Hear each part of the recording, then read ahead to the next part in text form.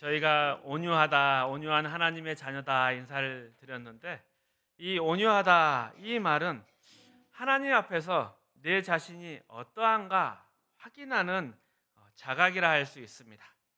하나님 앞에서 내 자신의 처지와 분수를 확인하는 것을 온유라 하겠습니다. 요즘에는 신앙의 자각 증상 또는 믿는 자가 내가 왜 예수를 믿고 어떻게 예수를 믿는가, 이러한 것들에 기반이 되는 것이 뭔가 믿는 자의 확신이나 기쁨, 이런 감정적인 요소들이 많이 언급이 되는데, 하나님 앞에서 나는 온유한 자이다, 이런 언급은 별로 없는 것 같습니다. 마태복음을 쓴 마태가 믿는 자의 마음 상태와 또 그 증거로서 온유를 내세우는 이유는, 이 글을 쓰는 당시에 온유라는 말 뜻은 비참하다, 비굴하다, 굴종하다, 이런 뜻으로 사용되었기 때문입니다. 그래서 온유하다 표현은 당시의 노예처럼 힘없고 비천한 사람들이나 억울함이나 불이익을 당하지만 반발하지 못하고 참을 수밖에 없는 상태를 말하는 것이었습니다. 하지만 성경이 우리에게 가르치는 온유함은 그렇게 충격적인 것은 아니고, 하나님의 성품으로서 정죄와 비난, 나쁜 마음에서 벗어난 상태라 할 수 있습니다. 그리고 우리는 이런 온유의 모습을 예수님께서 볼 수가 있습니다. 마태복음 11장 28절에 이렇게 말씀하십니다. 우리 함께 읽어보겠습니까? 수고하고 무거운 짐진 자들아 다 내게로 오라. 내가 너희를 쉬게 하리라.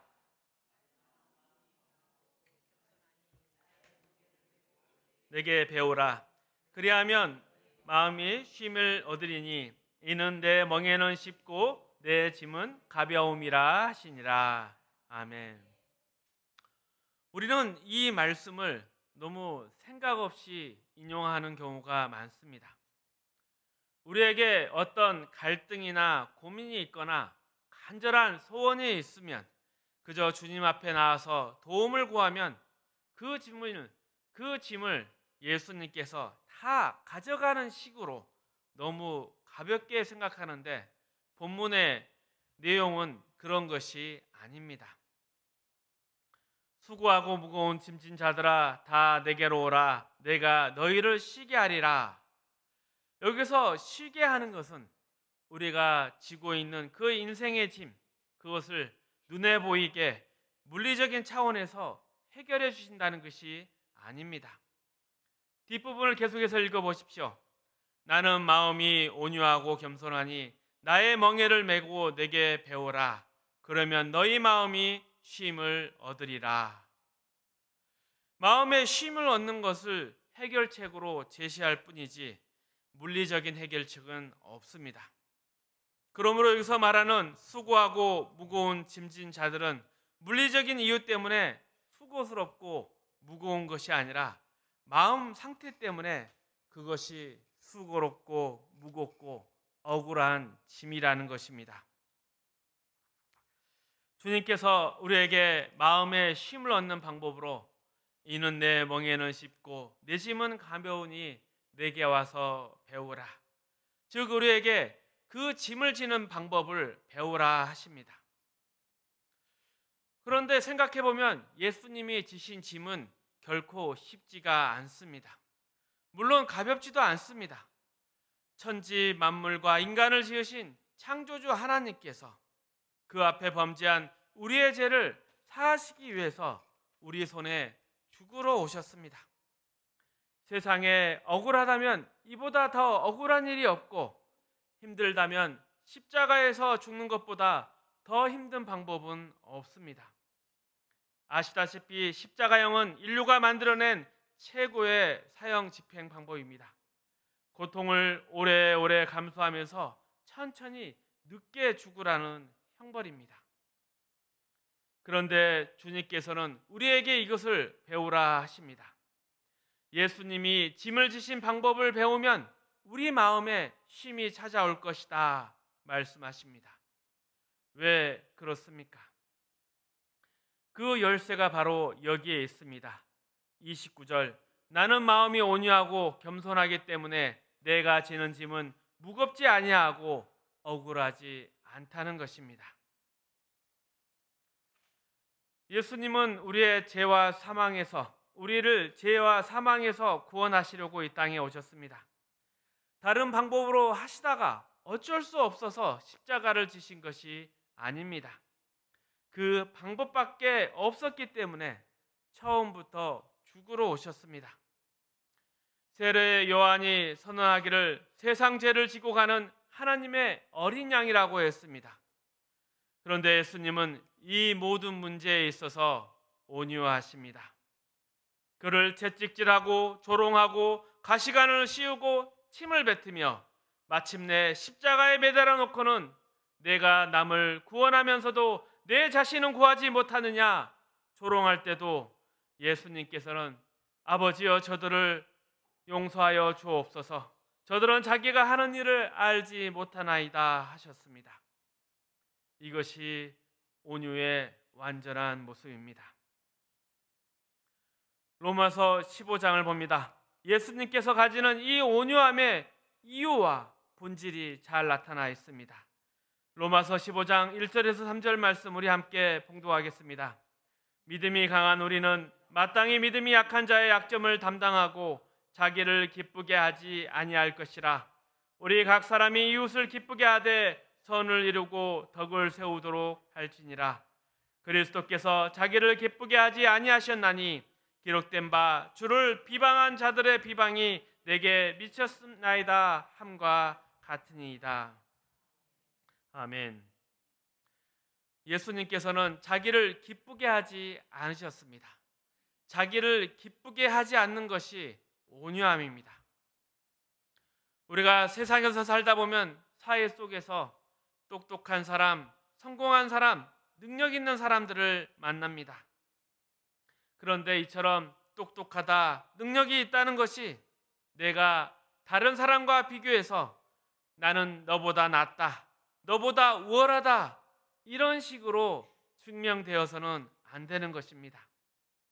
똑똑하다는 것은 상대의 무지함이나 어리석음 위에 서 있는 것이 아닙니다.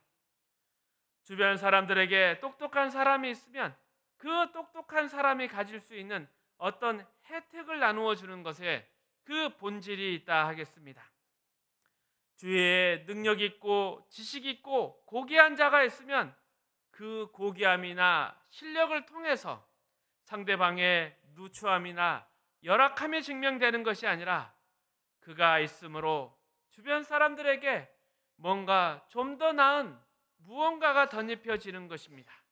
이것이 진짜 똑똑한 것이고 능력 있는 것입니다. 예수님께서 오신 이유와 목표, 이 땅에서 하신 모든 가르침과 행동이 바로 이것이었습니다.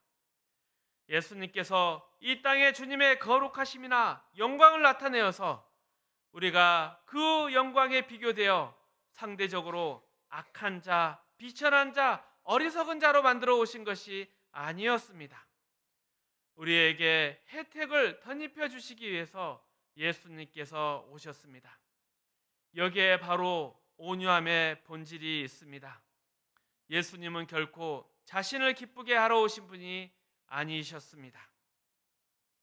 고린도후서 8장 9절은 이것을 좀 더 적극적으로 설명하고 있습니다. 함께 읽어보겠습니다. 우리 주 예수 그리스도의 은혜를 너희가 알거니와 부요하신 이로써 너희를 위하여 가난하게 되심은 그의 가난함으로 말미암아 너희를 부요하게 하려 하심이라. 아멘. 예수님의 영광, 그분의 부요하심으로 우리의 가난함을 정죄하러 오신 것이 아니라 그의 부요함을 베풀어서 우리의 가난함을 메워주시려고 오셨습니다. 이게 바로 우리가 본받아야 할 예수님의 온유함이었습니다. 그런데 보통 사람들 간의 다툼은 어떻습니까? 대개 밉보이지 않고 지지 않겠다는 싸움이 다입니다. 그것이 금전이나 이해관계일 수도 있지만 가장 많게는, 그리고 그 뒤에는 언제나 자존심 문제일 수가 많습니다. 도대체 상대방의 그 허세를 내가 용납할 수 없다는 것입니다. 상대방의 실상이나 거짓으로 나보다 더 크게 보여서 내가 상대적으로 원래보다 더 왜소해지는 것을 참지 못하겠다는 것입니다. 이것이 사람 사는데 제일 큰 싸움을 유발하는 것입니다. 내가 참으면 상대방의 허세가 진짜가 되니까 너무나 억울합니다. 하지만 우리가 상대방의 그 거짓된 가면을 일일이 벗기러 다닐 필요가 있을까요? 사실 우리가 그것을 그저 용납해주면 상대방이 일부러 큰 소리 치고 다니지 않게 됩니다. 그래, 그럴 수 있겠다. 이렇게 넘어가면 그냥 사라질 문제일 수도 있습니다. 상대방의 자존심이나 경쟁심을 건드리지 않는 것, 이것이 온유함입니다. 이처럼 상대에게 베풀고 용납하고 상대를 품을 마음을 가지는 것이 온유함이라 하겠습니다. 그리고 이 온유함이 하나님의 자녀가 목표로 삼고 노력해야 될 우리 하나님 아버지의 성품입니다.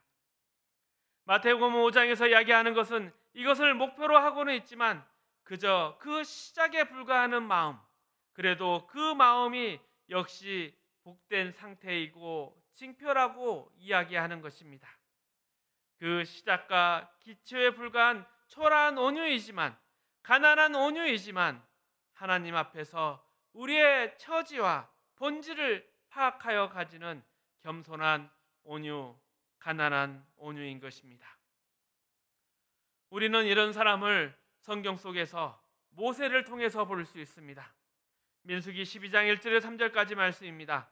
모세가 구스 여자를 취하였더니 그 구스 여자를 취하였으므로 미리암과 아론이 모세를 비방하니라.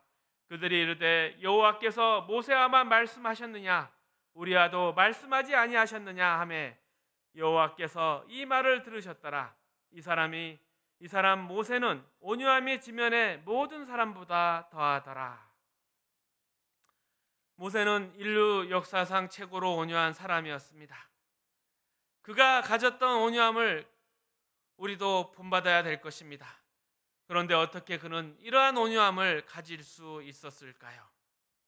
시편 90편을 보면 이러한 모세의 온유함을 이해할 수 있는 단서, 어떻게 모세가 이 온유함을 가졌는가, 그 힌트를 얻을 수 있습니다. 시편 90편은 하나님의 사람 모세의 기도입니다. 주여, 주는 대대로 우리의 거처가 되셨나이다. 산이 생기기 전, 땅과 세계도 주께서 조성하기 전 곧 영원부터 영원까지 주는 하나님이시니이다.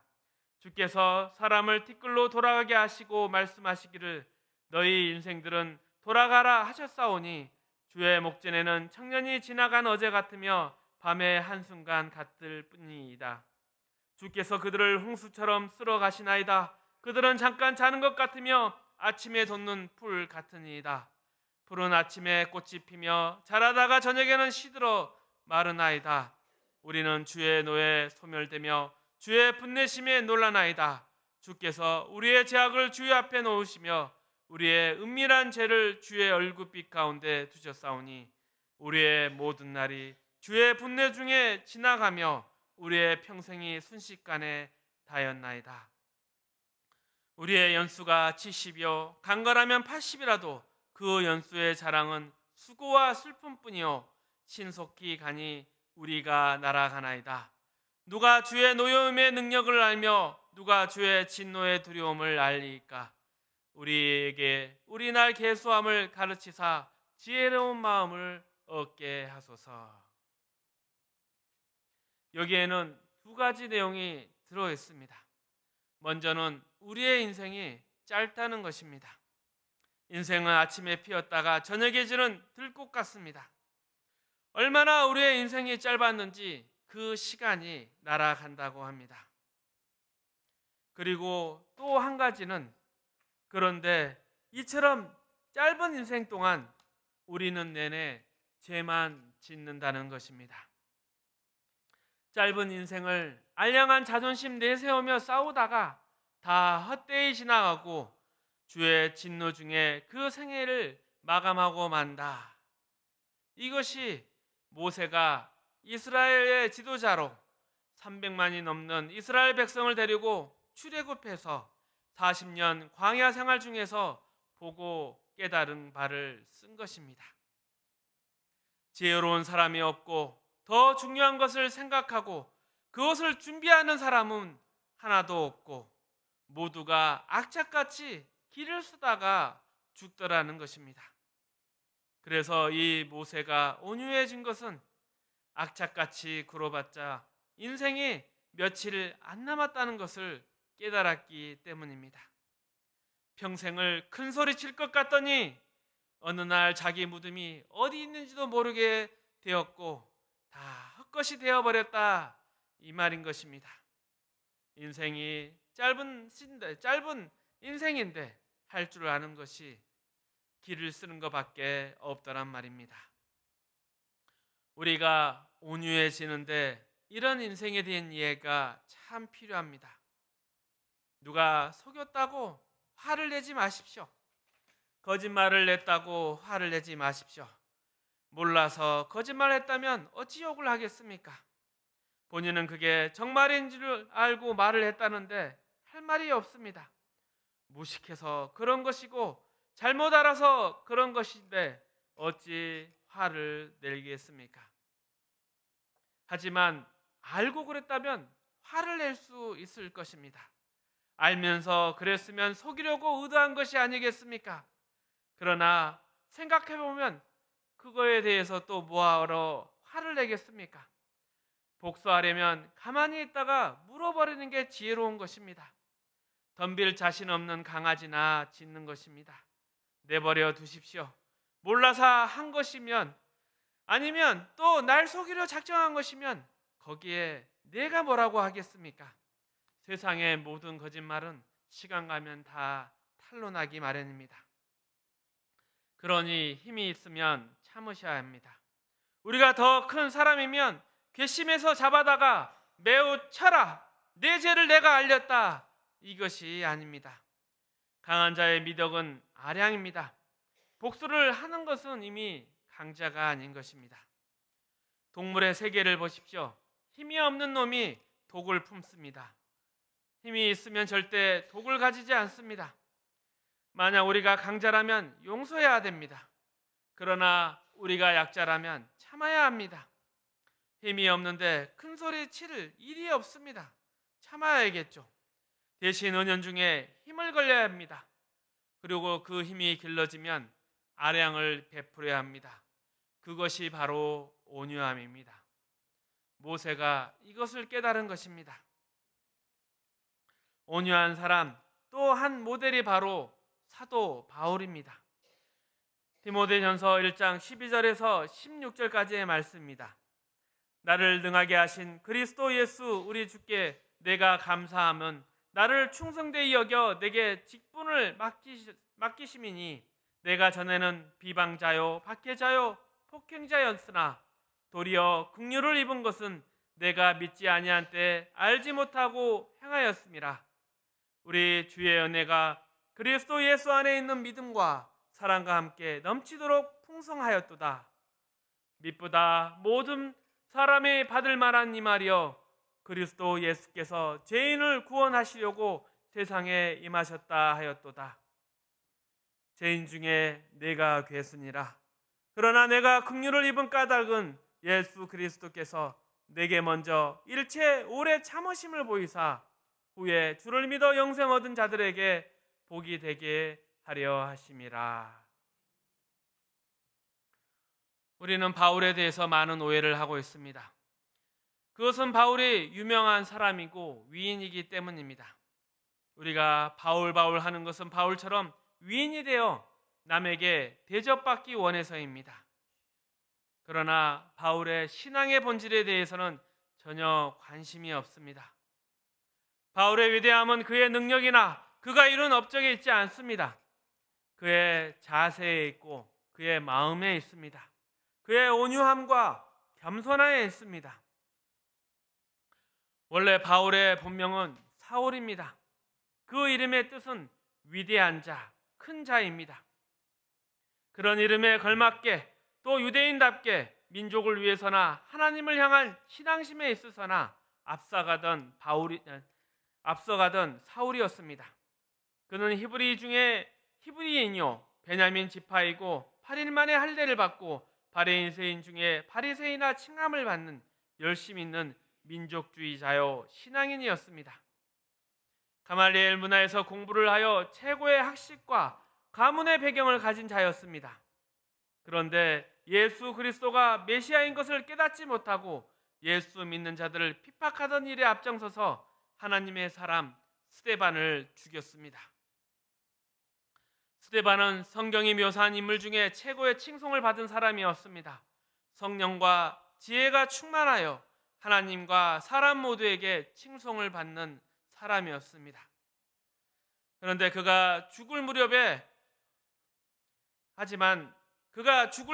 그 얼굴이 천사같이 빛났지만 베드로의 설교에는 몇천 명이 회심하였으나 스데반의 설교에는 아무도 회심하지 않고 설교 들었던 사람들이 돌을 들어서 그를 쳐 죽였습니다. 그때 사형에 집행하는 데 있어 증인이 되고 책임자로 서 있던 사람이 바로 사울이었습니다. 그러던 그가 다메섹으로 가는 도중에 예수님을 만나고 회심하게 되었습니다. 그리고 거기서 십자가에 달려 죽은 예수가 구약이 말한 메시아요 하나님이 보낸 분이라는 것을 깨닫습니다. 또 자기가 하나님을 편든다고 한 일이 하나님의 일에 얼마나 반대되었나 깨닫습니다. 그래서 스스로 이름을 바울이라 고쳤습니다. 바울의 이름의 뜻 작은 자입니다. 겸손히 주의 일에 수종드는 자입니다. 그래서 그는 자기가 능력이 있다든지 하나님이 자기를 통해 일을 하신다는 것에 대해서 자부심을 가지지 못합니다.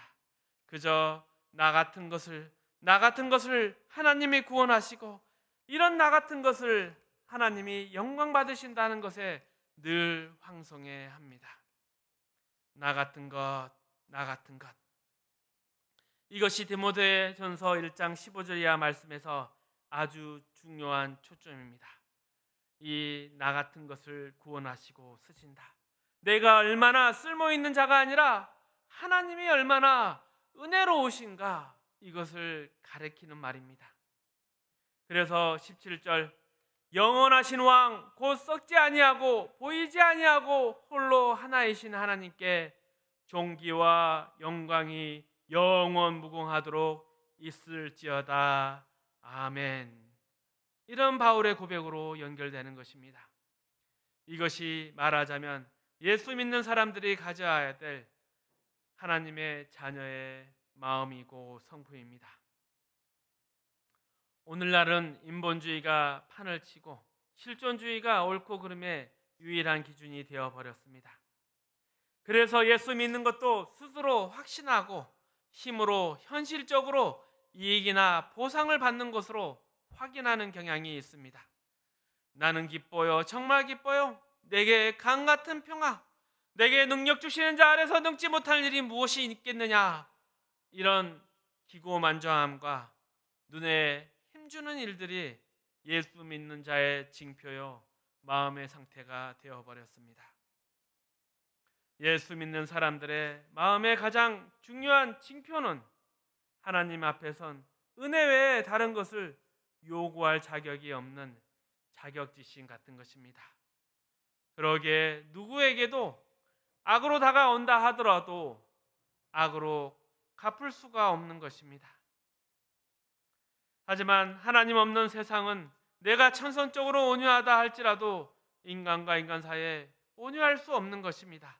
참고 용서해도 그 보상이 없기 때문입니다. 그래서 세상은 이판 사판입니다. 그러나 우리에게는 하나님과의 관계가 이 지금이 그리고 또 영원토록 중요합니다. 내가 나에 대해서 어떻게 느끼고 확인하냐, 세상과 사람 앞에서 어떻게 반응하냐, 이것이 먼저가 아니라 하나님 앞에서 내 자신을 확인해야 하고 하나님의 자녀로 훈련되고 또 마침내 심판을 받아야 할 것을 알기에 개인적인 마음에서도 사람 앞에서도 자존심과 복수심으로 내밀 수 없는 것입니다. 또 하나님 앞에서 자녀로 인정받아야 한다는 이 영원한 진리가 나로 하여금 악으로 싸우자는 세상 앞에서 이익과 이해관계로만 나아갈 수 없는 것입니다. 하나님의 자녀로 지고 양보하고 자신을 부정하고 먼저 십자가를 질 수밖에, 그렇게 만들 수밖에 없는 것입니다. 그것이 우리에게 요구되는 신앙이며 그것이 우리의 본성과 우리의 인격, 성품이 되어야 하는 것입니다.